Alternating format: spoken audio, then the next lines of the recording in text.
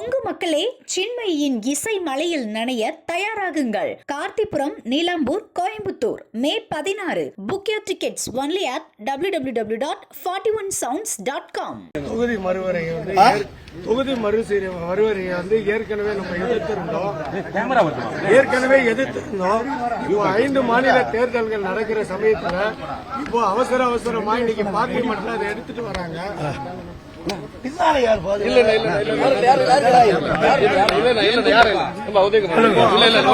பார்லிமெண்ட்ல இன்னைக்கு எடுத்துட்டு வர்றாங்க.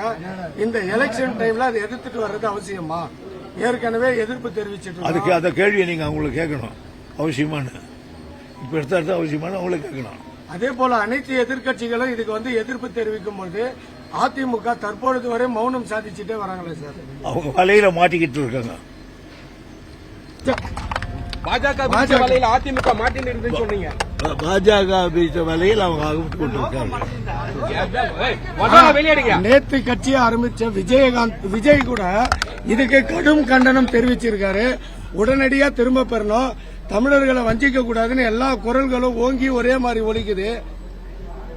அவரு இன்னும் யாருக்கிட்டையும் அகப்படல, அதனால பேசுறாரு. மாட்டிக்கிட்டாரு பாவம். தொடர்ந்து இந்த மாதிரி பாஜக தமிழகத்தை நோக்கிய இந்த மாதிரி மசோதாக்களை எடுத்துட்டு வராங்க.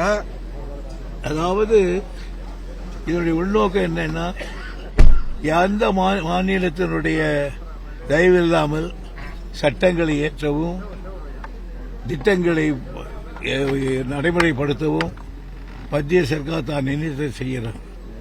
கொஞ்சம் கொஞ்சமாக இது பெடரல் ஸ்டேட் இல்லாமல் யூனிட்டி ஸ்டேட், அதாவது என்ன யுனைடெட் ஸ்டேட்டா ஆக்க பாக்குறாங்க அவங்க.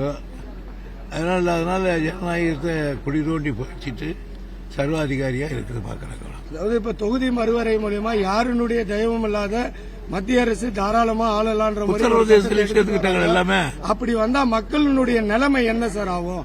இது போன்று தொடர்ந்தா மக்கள் நிலைமைனா மக்கள் தான் தீர்மானிக்கும். மக்கள் பெரிய பிரச்சனைனா போராடுவாங்க, அவ்வளவுதான். கொங்கு மக்களே, சின்மயியின் இசை மலையில் நனைய தயாராகுங்கள். கார்த்திபுரம், நீலாம்பூர், கோயம்புத்தூர் மே 16. Book your tickets only at www.41sounds.com.